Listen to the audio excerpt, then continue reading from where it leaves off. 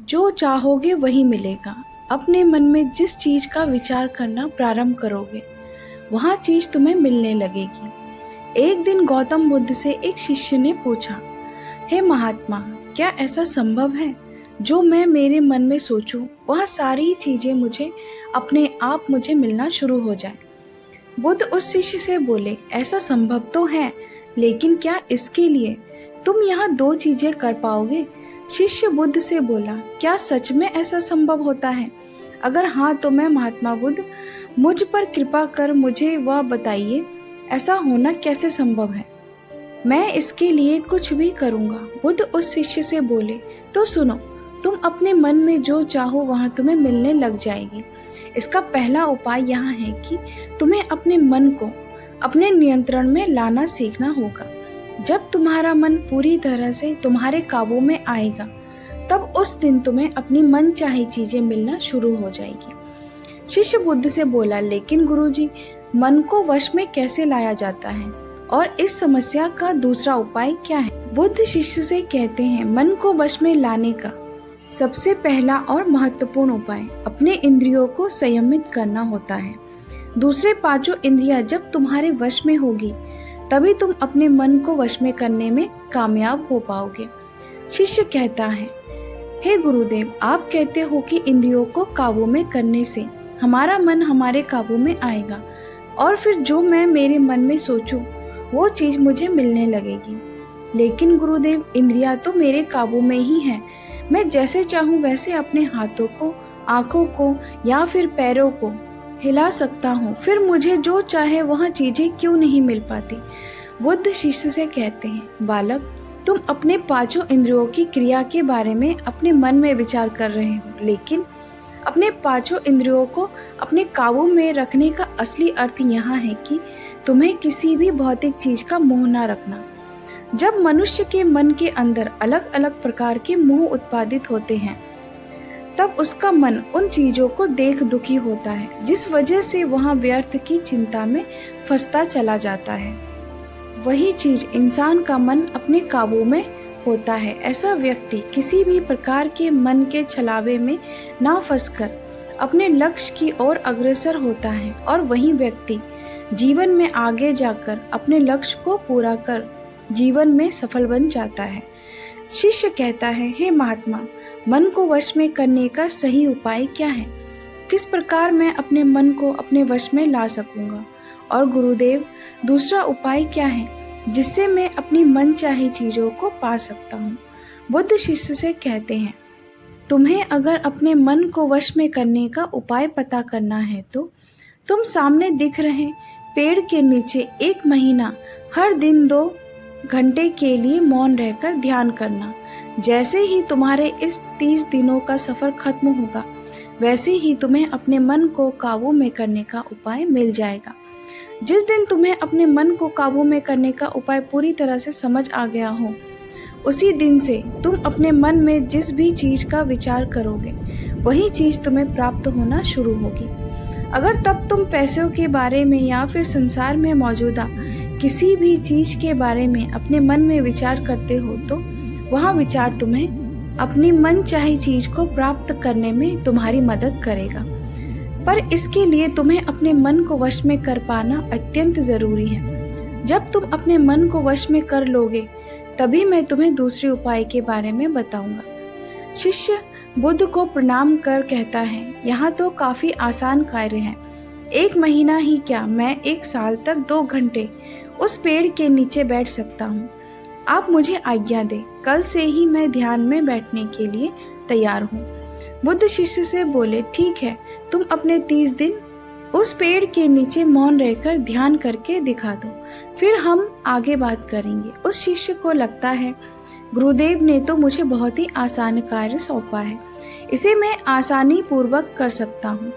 इसमें कौन सी बड़ी बात है? 1 महीना पेड़ के नीचे ध्यान ही तो लगाना है, इसे मैं आसानी से कर सकता हूँ। शिष्य दूसरे दिन गौतम बुद्ध को प्रणाम कर उस पेड़ के नीचे मौन रूप से बैठ गया। 3-4 दिन तक तो ऐसे ही चलता रहा। शिष्य हर दिन बुद्ध के पास जाता, उनको प्रणाम करता और उस पेड़ के नीचे जाकर मौन रूप से ध्यान करना प्रारंभ करता। लेकिन जब छठे दिन रोज की तरह शिष्य उस पेड़ के नीचे बैठने जाता है, तब उस समय उसका मन बेकाबू होने लगता है। उसके मन में अलग अलग चीजों के विचार आना शुरू होते हैं। उसने अब तक जिस लोगों से बुरा बर्ताव किया, अपने पढ़ रहे भाइयों को उसने हर बार कैसे मूर्ख बनाया और अपनी तारीफ करने के लिए गुरुजी को कब कब झूठ बोला, इन सारी बातों के विचार उसके मन में उत्पादित होने लगे, जिससे उसका पूरी तरह ध्यान में मन लगना बहुत ही मुश्किल होने लगा। थोड़े दिन बीते। आज उस शिष्य का मौन रहकर ध्यान करने का 17वां दिन था, लेकिन उसके मन में बार बार आते हुए गलत विचार उसे ध्यान को ठीक से करने नहीं दे रहे थे। इसके लिए उसने मन में निर्णय किया कि मैं इस समस्या का हल गुरुदेव से पूछता हूँ, उन्हें इसका हल जरूर पता होगा।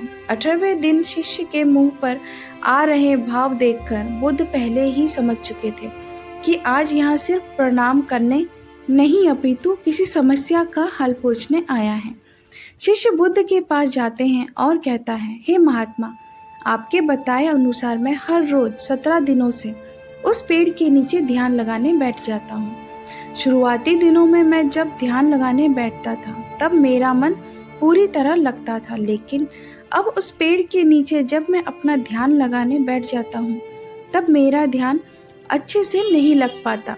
मेरे मन में अलग अलग प्रकार के विचार आते हैं। जो विचार मुझे आते हैं उनके बारे में सोचकर मुझे अपनी सोच के ऊपर गुस्सा आने लगता है। मैंने अपने गुरु भाइयों के साथ कितना गलत किया, कितनी ही बार मैंने आपसे प्रशंसा के खातिर झूठ बोला।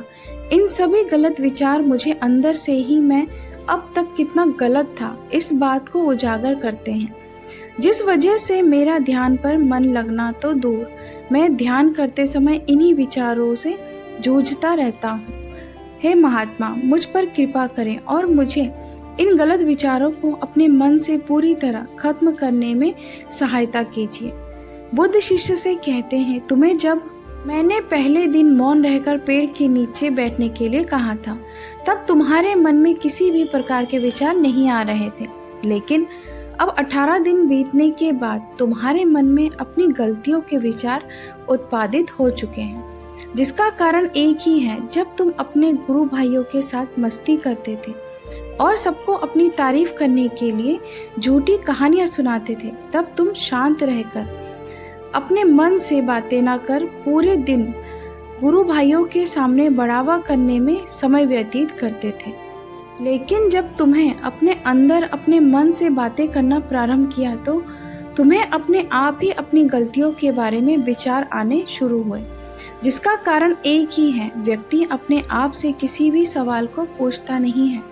लोग शांत रहकर खुद से बात करना पसंद नहीं करते और दूसरों से अपनी समस्याओं का हल पूछकर उदास होते हैं। जब इंसान अपनी किसी भी प्रकार की समस्या का हल शांत रहकर अपने आप से पूछता है, तब उस वक्त उस व्यक्ति की बुद्धि खुद व खुद उस इंसान को बताना शुरू करती है। जब तुम अपने आप से बातें करना प्रारंभ करते हो, तब तुम्हें खुद ही अच्छाइयाँ और बुराइयाँ दोनों पता चलने शुरू हो जाती हैं, जिसका फायदा तुम्हें भविष्य में होना शुरू होता है। यानी जब तुम्हें अपनी गलतियाँ दिखती हैं, तब तुम उन पर शांति से काम कर अपने आप ही आगे बढ़ना शुरू कर देते हो, जिस वजह से तुम अपने मन में जिस भी चीज को सोचते हो उस चीज को प्राप्त करने का रास्ता तुम्हारी बुद्धि तुम्हें दिखाना शुरू करती है। बुद्ध कहते हैं, इसीलिए मैंने पहले ही दिन तुम्हें बताया था, जैसे जैसे तुम शांत रहकर अपने मन से विचार करना शुरू करोगे, वैसे वैसे तुम्हें अपने मन चाहे चीजें मिलना प्रारंभ होगी। बुद्ध शिष्य से बोले, गुरुदेव, आपने मुझे दूसरा उपाय बताने का भी वादा किया था। मुझे लगता है वह उपाय इससे आसान होगा। कृपा कर मुझे दूसरा भी उपाय बताइए। बुद्ध शिष्य को बोलते हैं, तुम्हें दूसरा उपाय तुम्हारे 30 दिन पूरे होते ही बता दूंगा। शिष्य बुद्ध को निराश भरी नजरों से देखता है और वहां से चला जाता है। थोड़े दिन बीतते हैं। आज उस शिष्य के 30 दिन पूरे हो चुके थे। शिष्य बुद्ध के पास चला जाता है और बुद्ध से पूछता है, हे गुरुदेव, मुझे मेरा मन इतना हल्का क्यों लग रहा है? आज मेरे मन में पहले से कम विचार आते हैं और मेरे मन में किसी चीज को प्राप्त करने का मोह भी नहीं है। लेकिन गुरुदेव, दूसरा उपाय क्या था जिसे आपने उस दिन नहीं बताया?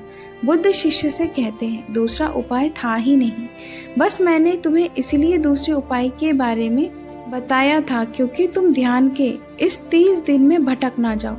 तुम अपने ध्यान के इन दिनों पूरी तरह से खत्म कर पाओ, जिससे तुम्हें अपने अंदर के आवाज को पहचानने में मदद हो और तुम जान सको कि ऐसा संभव जरूर है कि जो तुम चाहो वो तुम्हें मिल सकता है। लेकिन अपने मन को वश में करने के बाद इसके रास्ते और भी ज़्यादा आसान हो जाते हैं। इसीलिए इंसान का मन अगर उसके वश में हो तो वो अपनी मनचाही चीज को प्राप्त करने में समर्थ रहता है।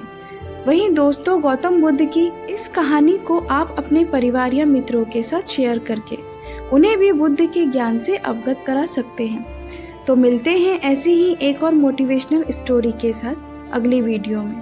तब तक के लिए अपना ख्याल रखें। नमो बुद्धाय।